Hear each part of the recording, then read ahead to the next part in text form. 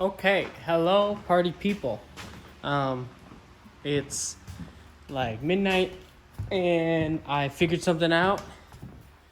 So, one of the hardest things about drawing tubes properly is nickel silver. So, it's really hard to source it. It's really hard to work with it because it's evil. But when you know how to pound it into submission, it draws beautifully. So we buy, really the only place you can get this material domestic from is small tube products. They're in like Connecticut or something. Wheelan bought them, but it's the same kind of. Yeah. So basically, we just got this pile the other day. That's what that tag was. This is 752, 18% hard nickel silver.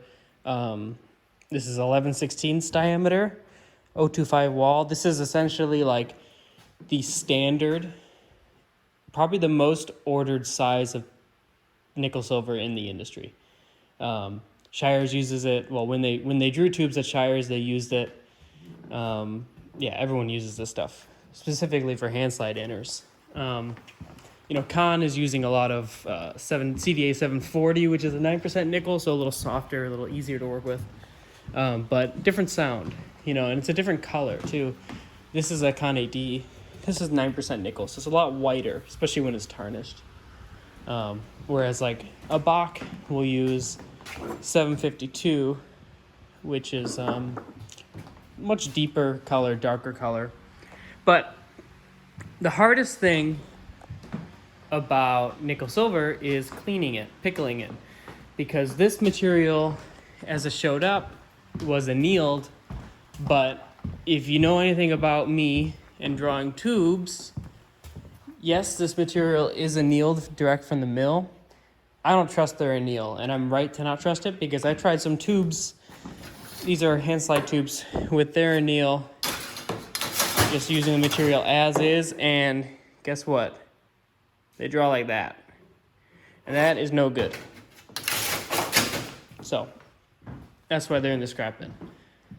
So we don't trust manufacturer's anneal, we trust our anneal. And it works out because it's 11/16 as it is, and I redraw it to be closer. And then we go from there. So, nickel silver can be very frustrating because see the inside there, how black it is?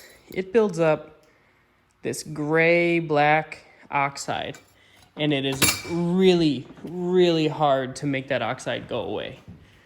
With brass, you can use lemon juice and that oxide layer will go away, but with nickel silver, it is such a hard oxide layer, it does not like going away. And until 10 minutes ago, I had no idea how to make it work. So traditionally,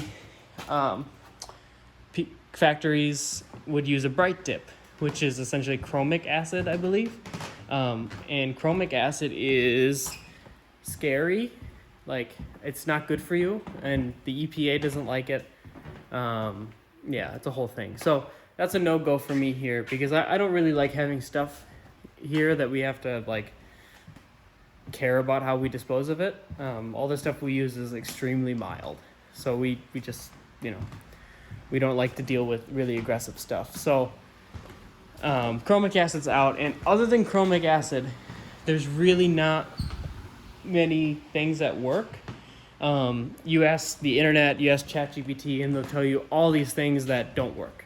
And maybe they're talking about 9% nickel. It's hard to tell. Sometimes, especially with the AI stuff, they're like, thinks you're talking about silver when you say nickel silver, and it like talks about both at the same time. It's really odd. But the best thing in the world, I found this on like a jewelry forum, and I've done this before with some other stuff. I'll show you. So this Pickle is like the closest commercial thing that will kind of work. This is from Rio Grande. It's like, basically it's sodium bisulfate is what's in here, and I'm gonna stop buying this because it's expensive. Sodium bisulfate is used for like cleaning pools, so you can get it from pool cleaning places for a lot cheaper. And this works pretty well.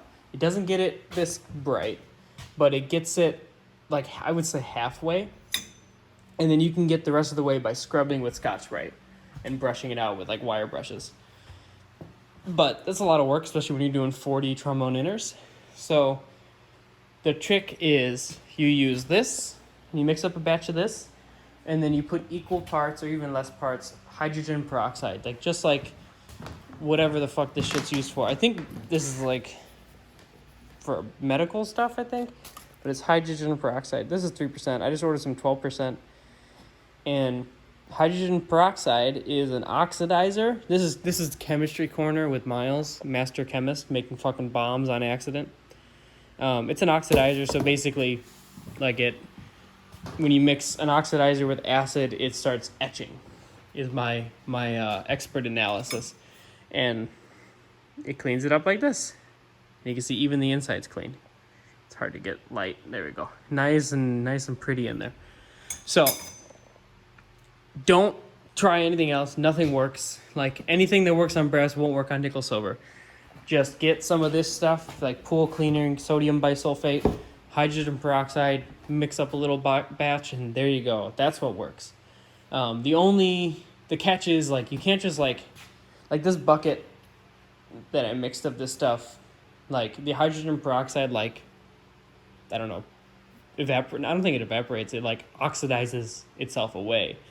So this will just go back to being this stuff, which kind of sucks. And I think you could potentially add more hydrogen peroxide to it and it might work again, but essentially you mix up a smaller batch for when you have to do a batch, which is not that big of a deal, not the end of the world.